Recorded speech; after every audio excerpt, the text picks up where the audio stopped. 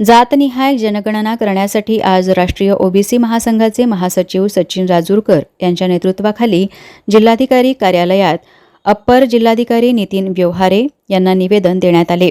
अनुसूचित जाती, अनुसूचित जमातीसोबतच ओबीसींची जातनिहाय जनगणना करण्याचे केंद्र सरकारने जाहीर केले।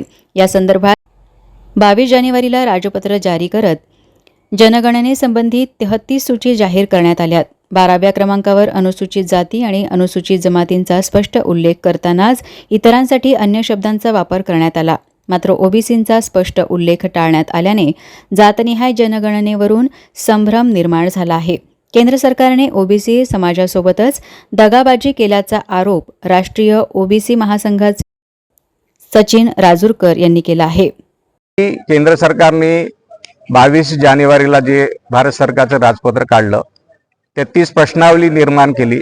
त्याच्यामध्ये 12व्या क्रमांकावर अनुसूचित जाती, जमाती आणि अन्य असा उल्लेख केला आहे। या राजपत्राचा आम्हाला आक्षेप आहे, कारण केंद्राचे मंत्री अश्विन रेल्वे मंत्री यांनी जेव्हा प्रेस कॉन्फरन्सला असं सांगितलं की यावर्षी जातनिहाय जनगणना होणार आहे, म्हणून आता जेव्हा आम्हाला अधिसूचना आमच्या हातात पडली त्याच्यामध्ये जातीचा कॉलम म्हणजे ओबीसीचा कॉलम नसल्यामुळे आज आम्ही निवेदन देत आहोत। या व्यतिरिक्त केंद्र सरकारने जर लवकरात लवकर याच्यावर ॲक्शन नाही घेतली तर देशभरात राष्ट्रीय ओबीसी महासंघ आंदोलन केल्याशिवाय राहणार नाही।